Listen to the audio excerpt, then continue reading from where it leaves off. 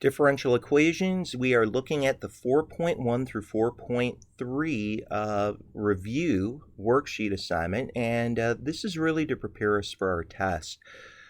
This is actually from our second section in Chapter 4, where we're supposed to find a second solution given a first with reduction of order.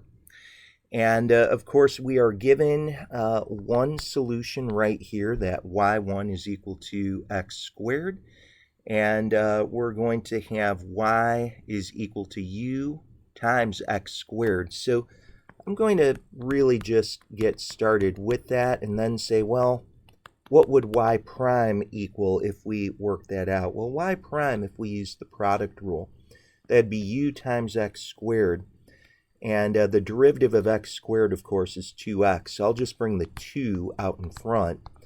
And then the derivative of our first part here is just u prime times the second function. So that's our first derivative. Our second derivative, y double prime, well, this is going to be a little bit more work. That means we've got to do the product rule here with the 2ux. We have 2u, but the derivative of x is just a 1, right? And then we'll have the derivative of 2u, well, that's 2u prime. And then we're going to come over to our second part, the u prime times x squared, and we're going to have to go ahead and use our product rule. We'd have u prime times the derivative of x squared, but that's a 2x, so we can bring a 2 out in front. And then take the derivative of our u prime, that's u double prime, times our x squared. And tell you what, we could actually combine some like terms in the middle. This becomes 2u plus, well, we have a 4u prime x plus u double prime x squared. And in fact, maybe you'd even like to reorder that, writing the highest derivative of u first. Do you need to do that at this point? Certainly not. But, here we have a y prime, and a y double prime. So what we'll do at this point is just say, now that we've made that kind of a substitution, we're going to revisit our differential equation. And we're going to substitute all that in. So we've got x squared times, well, here's u double prime, x squared plus a 4u prime x plus 2u. Nicely, we don't even need to worry about y prime. We just have our y right here, which is a u x squared. Look at that. And we can clean this up in a hurry. So if I were to distribute, I'll have u double prime x to the fourth plus a 4u prime x to the third plus a 2ux squared.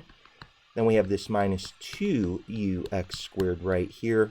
I think you can see nicely that things are going to cancel out. So we're going to have, if I put my x to the fourth out in front, if I bring my x to the third out in front here, you can see where we're going with this. I'm actually going to divide everything by the lead coefficient of u double prime. I'm going to divide by u to the fourth. And that's going to leave me with u double prime plus a 4 over x is equal to 0. And this is looking like what we've been dealing with so much this year. Such an important, super important setup. We're going to do something called reduction of order. I'm going to let w equal u prime, and then w prime, of course, would be equal to u double prime. And the reason why we want to do this is because right now, this looks exactly like a problem that we could have done previously with an integrating factor. And in fact, that's literally what we're going to do right now. Our integrating factor is going to be e to this 4 over x and that's going to be e to the 4 ln of x, which is really going to be e to the ln of x to the 4th.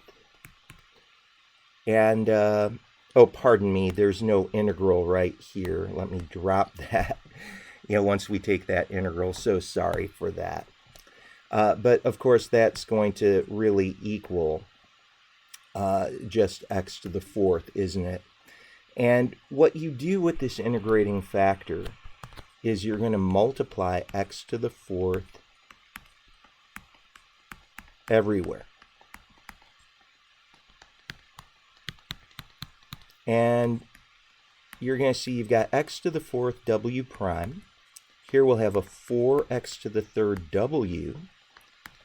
And hopefully what you're noticing is that the left-hand side is a product rule. It's really saying that this is the derivative of x to the 4th times some function of w. And so this should seem familiar. I really hope it does, because we've done it so much this year. We're going to take our antiderivative. Tell you what, I'm going to continue my work up here. And as we do that antiderivative of the product rule, we'll just have x to the 4th w. And then we'll have some constant right over here, right?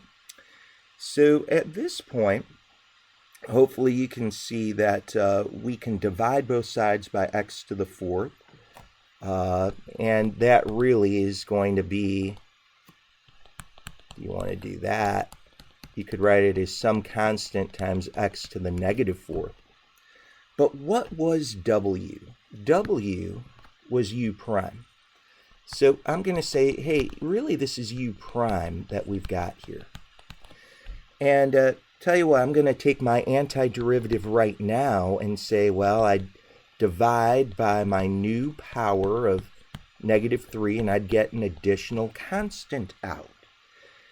Well, guys, you could, if you wanted to, let C1 equal negative 3 and let C2 equal 0. You'd say, well, why in the world would you do that? Well, u would equal x to the negative 3rd. We're almost done. You see, what we started doing is we were assuming that our second solution was that function u times x squared.